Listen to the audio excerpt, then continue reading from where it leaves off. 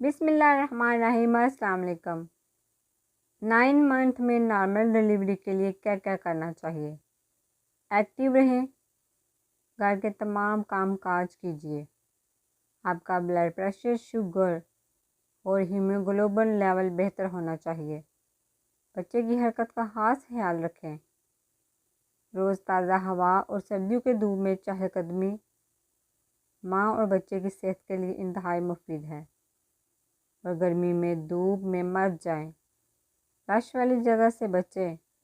تازہ پھل روزانہ لیں، خصوصاً سیب، انار، فروٹس، سبز رنگ کی سبزیاں، ساگ، پالک، مٹر، پنیر زیادہ کھائیں۔ دودھ کا گلاس روزانہ لیں۔ لیٹ نائٹ کھانا مت کھائیں۔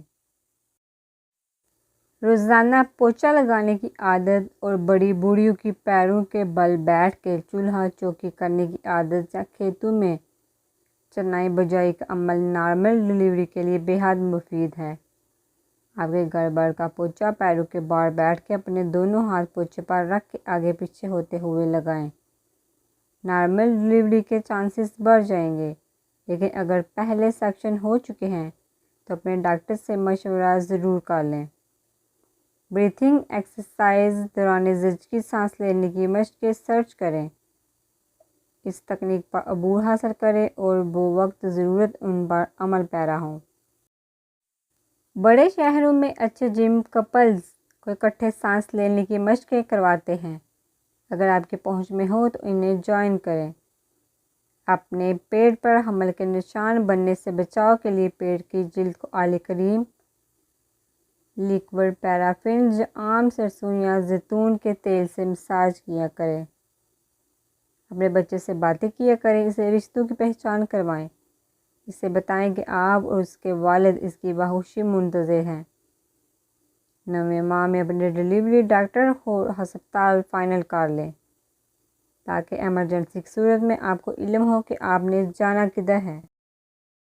ڈاکٹر کا فون نمبر آپ کے پاس اور آپ کا فون نمبر ڈاکٹر کے فون لاگ میں موجود ہونا چاہیے۔ 37 ہفتے کے حمل پر پہلی بار ماں بننے والی لڑکی کا کیس کافی واضح ہوتا ہے، اور نارمل ڈلیوری کے چانسز کیسے ہیں اسی ہفتے سے اپنا ذہن بنا لیں۔ لیکن اگر بچہ اور ماں مکمل تندرست ہوں تو اپنا وقت 40 ہفتے تک مکمل کریں۔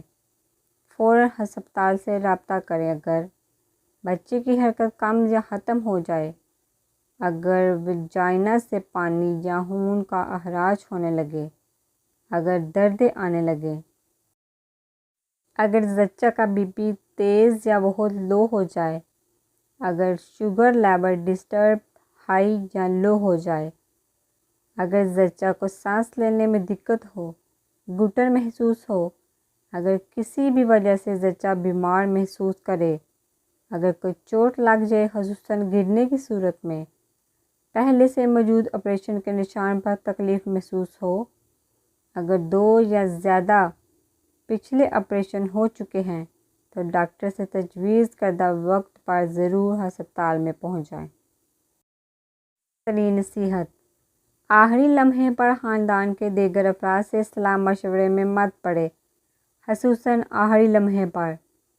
ڈاکٹر تبدیل مت کریں، ورنہ نہ تو نئی اجنبی ڈاکٹر کسی خرابی کی ذمہ دار ہوگی کہ انہیں آپ ایک دم ایمرجنسی میں ملیں گی، اور آپ کی پچھلی ہسٹری سے ناواقف ہوگی، اور نہ ہی آپ مطمئن ہوں گے۔